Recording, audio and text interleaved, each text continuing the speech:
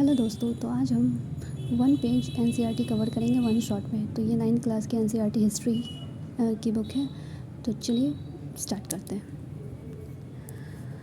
14 जुलाई 1789 यानी 1789 की सुबह पेरिस नगर में आतंक का माहौल था। सम्राट ने सेना को शहर में घुसने का आदेश दे दिया था। अफवाह थी कि वह सेना को नागरिकों पर गोलियां चलाने का आदेश देने वाले हैं। लगभग 7,000 मर्द और औरतें टाउन हॉल के सामने एकत्र हुए और उन्होंने जनसेना का गठन करने का निर्णय किया। हथियारों की खोज में वे बहुत सारे सरकारी भवनों में जबरन प्रवेश कर गए। अंततः सैकड़ों लोगों का एक समूह पेरिस नगर के पूर्वी भाग की ओर चल पड़ा। बास्तिल के किले की जेल को तोड़ डाला, जहां भारी मात्रा में गोला बारूद मिलने की संभावना थी। हथियारों पर कब्जे की इस सशस्त्र लड़ाई में बास्तिल का कमांडर मारा गया और कैदी छुड़ा लिए गए।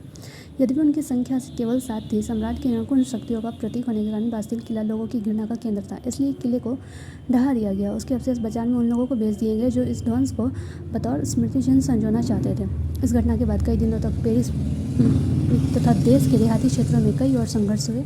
अधिकांश जनता पाँव रोटी की मांग की कीमतों का विरोध कर रही थी और बाद में इस दौर का सिंहावलोकन करते हुए इतिहासकारों ने इसे एक लंबे घटनाक्रम की ऐसी शुरुआत कड़ी के रूप में देखा जिनकी परिणति फ्रांस के सम्राट को फांसी दिए जाने में हुई।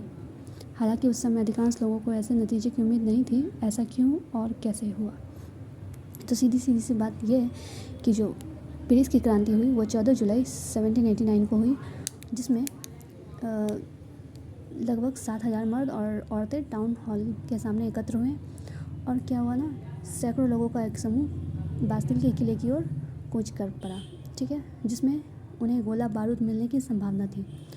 और उन्होंने क्या किया, बास्तिल के किले को तोड़ डाला और उनमें से केवल 7 कैदी थे जिन्हें रिहा कर डाला, ठीक है।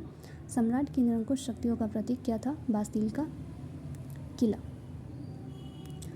तो अब क्या है ना, आज के लिए इतना ही। Thank you so much.